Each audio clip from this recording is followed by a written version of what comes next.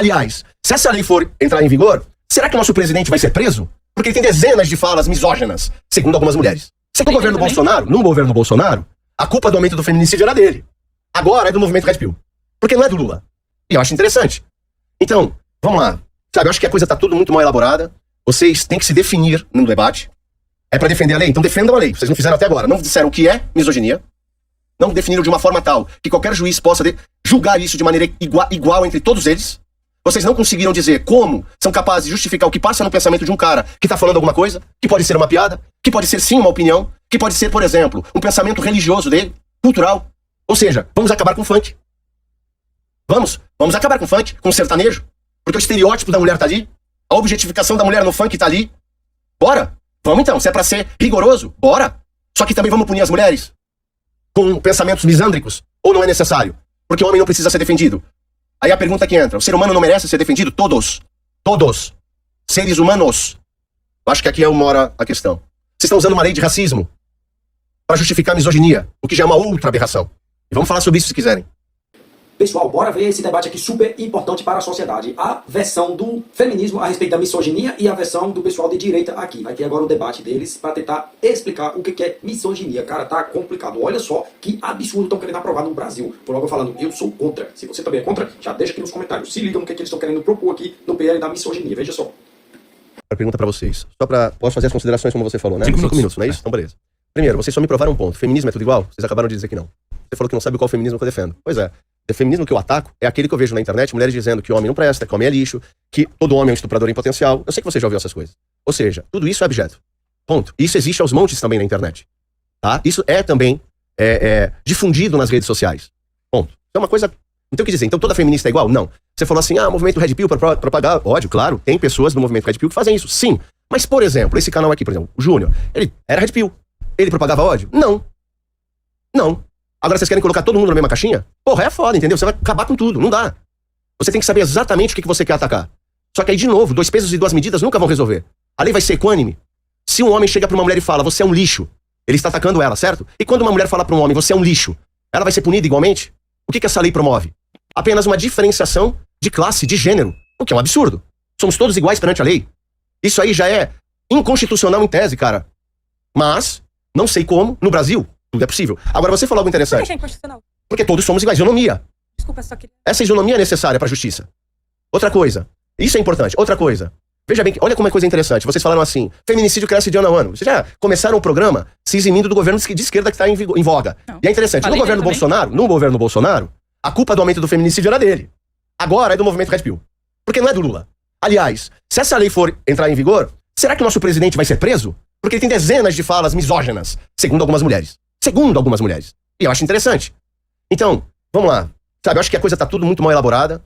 Vocês têm que se definir. Cara, veja só que hipocrisia. Não existe nenhum político, na minha opinião, que já falou mais falas misóginas do que o atual presidente Lula. Não existe. Podem até dizer que um outro tal político aí é ignorante, o que quiser dizer. Mas, contra fato, não há argumento. E não existe ninguém que já falou mais coisas misóginas ou até racismo, preconceito, do que o atual presidente. As falas estão aí, pesquisem, mas tudo depende da interpretação, né? No debate, é pra defender a lei? Então defendam a lei. Vocês não fizeram até agora. Não disseram o que é misoginia. Não definiram de uma forma tal que qualquer juiz possa julgar isso de maneira igual entre todos eles. Vocês não conseguiram dizer como são capazes de justificar o que passa no pensamento de um cara que tá falando alguma coisa, que pode ser uma piada, que pode ser sim uma opinião, que pode ser, por exemplo, um pensamento religioso dele, cultural. Ou seja, vamos acabar com o funk. Vamos acabar com o funk, com o sertanejo. Porque o estereótipo da mulher tá ali. A objetificação da mulher no funk tá ali. Bora! Vamos então, se é pra ser rigoroso, bora! Só que também vamos punir as mulheres com pensamentos misândricos, ou não é necessário? Porque o homem não precisa ser defendido. Aí a pergunta que entra, o ser humano não merece ser defendido? Todos. Seres humanos. Eu acho que aqui é uma hora a questão. Vocês estão usando uma lei de racismo para justificar a misoginia, o que já é uma outra aberração. E vamos falar sobre isso se quiserem. Mas eu quero que vocês respondam essa pergunta, por favor. Eu já falei sobre isso. Você consegue formular uma definição de misoginia que seja simultaneamente objetiva, universalmente aplicável e independente da interpretação individual, de modo que 2 pessoas diferentes, analisando o mesmo caso, cheguem necessariamente à mesma conclusão jurídica? Por favor. Se quiser completar, doutora, fique em paz. Prefere? Pode ir. Tá. Não, acho que essa pergunta é um espantalho. O que é racismo? O que é capacitismo? O que é gerontofobia? Você é a favor do Estatuto do Idoso? Felipe, Jamile, vocês são a favor do Estatuto do Idoso? Do ECA? Vocês são a favor? Na hora que Porque eu te respondo. são coisas criadas pela sociedade para proteger setores em vulnerabilidade. E ninguém, você, né, não questiona o que é a gerontofobia, o que é a situação de penúria, vulnerabilidade que as crianças podem passar. E por que é que... A comparação, então quer dizer que o Estatuto do Idoso é equiparado a crime de racismo? É isso que ela está querendo dizer? Você precisa, logo, de um Estatuto da Criança e do Adolescente. Digo, setores da sociedade sofrem de maneiras distintas e diante deste reconhecimento é importante dar resposta específica para combater o que os setores sofrem. E o projeto de lei da misoginia é um passo contraditório, completamente insuficiente, inacabado, mas é um passo que veio fruto da nossa luta, das mulheres protestando contra a situação do feminicídio. Então? Não, acho que as mulheres são um setor oprimido da sociedade. E culturalmente elas são vistas como mais frágeis. Culturalmente elas são vistas como submissas. Culturalmente elas são inferiorizadas, secundarizadas. O problema não tem a ver com a sua mulher. O problema é que não é individual. E você gosta de debater sempre as coisas do ponto de vista individual. O problema não é a atitude individual do júnior, da sua mulher, seja de quem for. O problema é, existem ideologias, problemas sociais, que uma vez que são identificados, são respondidos politicamente, juridicamente, ideologicamente, etc, etc, etc. Estatuto do Idoso é uma resposta jurídica e política, num certo sentido, a um problema que existe na sociedade em relação ao setor em vulnerabilidade. Não tô dizendo com isso que idosos são inferiores. Tô dizendo que foi reconhecido, que é um problema cultural. Logo foi dada uma resposta. Mesma coisa aqui em relação ao projeto de lei da misoginia.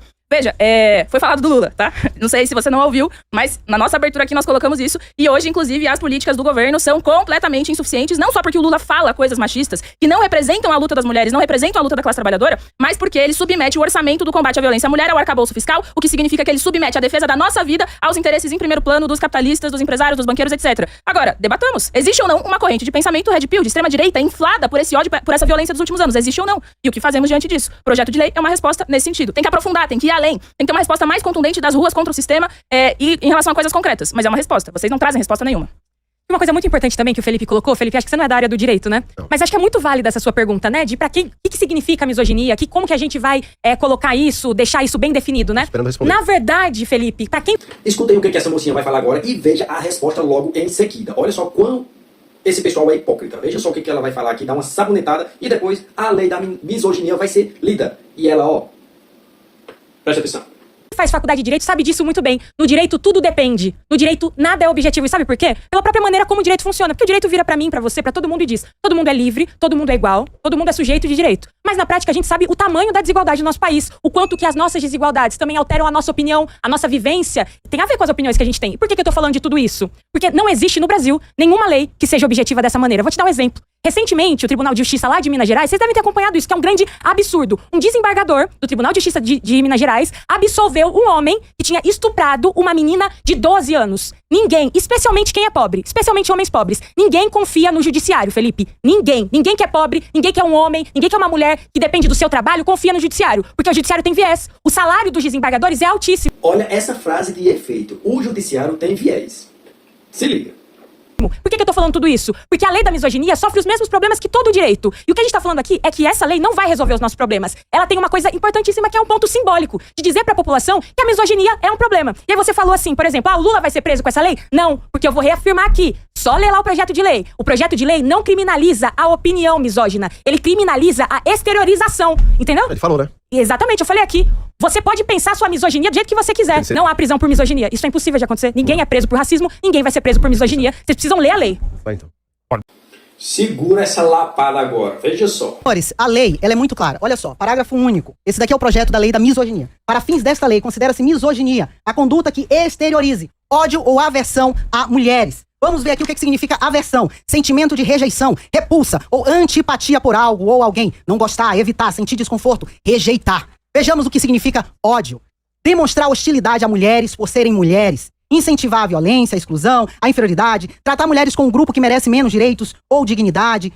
Preste atenção. Exemplos como este é o que vai acontecer. Não entra nessa ondinha não, porque é isso que vai acontecer. Um homem não contrata uma candidata por não atender ao perfil técnico. Ela pode alegar discriminação ou aversão e isso pode virar acusação. Um homem escolhe promover um funcionário. Homem, porque teve melhor desempenho. A colega pode dizer que foi discriminada por ser mulher.